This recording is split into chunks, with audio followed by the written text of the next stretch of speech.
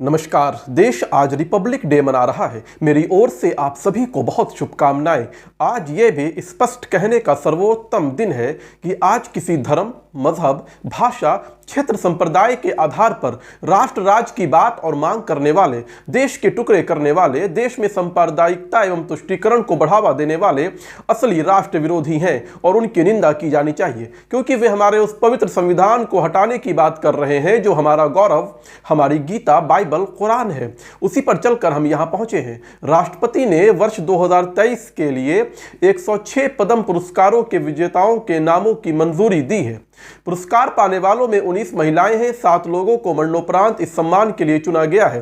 भारत रत्न और पद्म अवार्ड देश के सर्वोच्च नागरिक सम्मानों में से एक है।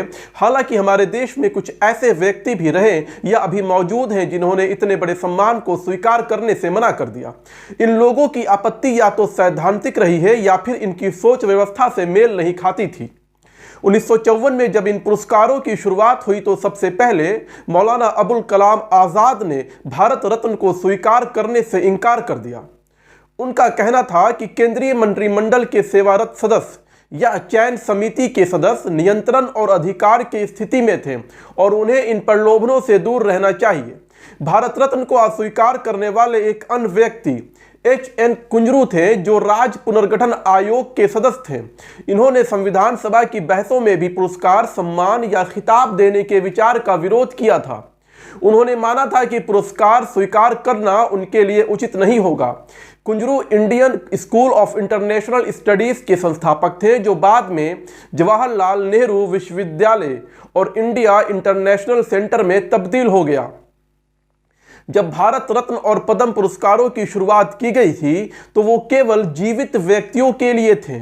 स्वर्गीय प्रधानमंत्री लाल बहादुर शास्त्री को भारत रत्न का सम्मान देने के लिए 1966 के गणतंत्र दिवस से पहले मरणोपरांत पुरस्कार प्रदान करने का निर्णय लिया गया था। इसके बाद मौलाना अबुल कलाम आज़ाद के परिवार ने मरणोपरांत भारत रत्न पुरस्कार स्वीकार किया। जनवरी 2020 में सुप्रीम कोर्ट ने महात्मा गांधी को भारत रत्न देने की मांग करने वाली एक जनहित याचिका को खारिज कर दिया। शीर्ष अदालत ने कहा वो भारत रत्न से बहुत ऊपर हैं, लोग उनका बहुत अधिक सम्मान करते हैं। गांधी जी के जन्मदिन को यूनाइटेड नेशन अंतर्राष्ट्रीय दिवस के रूप में मनाता है। 1973 में पद्म विभूषण पुरस्कार को इंकार करने वाले पहले व्यक्ति तत्कालीन प्रधानमंत्री श्रीमती इंदिरा गांधी के प्रमुख सचिव P.N. हक्सर थे। उनका मानना था कि वो बस अपना कर्तव्य निभा रहे थे और किसी तरह किए गए काम के लिए पुरस्कार स्वीकार करना उनके लिए उचित नहीं है। भारतीय कम्युनिस्ट पार्टी के सदस्य कॉमरेड E.M.S. नंबूदरीपाद और बाद में ज्योति बसु को पद्म विभूषण से इनकार करना पड़ा, क्योंकि उनकी पार्टी ने उन्हें इसे स्वीकार करने की अनुमति नहीं दी थी।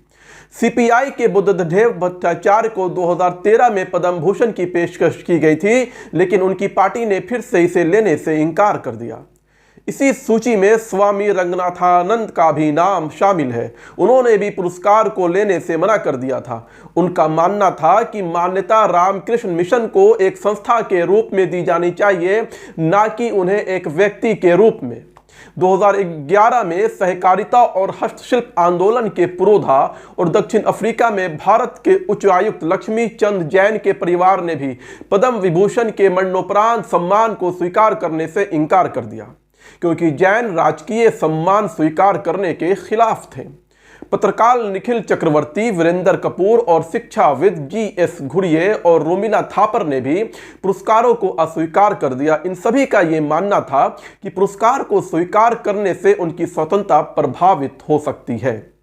इसी तरह से देश और दुनिया की बाकी खबरें जो शोध, सच्चाई और विश्वास के साथ आपके लिए मैं लेकर आता हूं, उसे देखने के लिए मेरे YouTube चैनल पॉलिटिक्स 360 डिग्री को सब्सक्राइब करें। आपके सुझाव भी आमंत्रित हैं। शुक्रिया।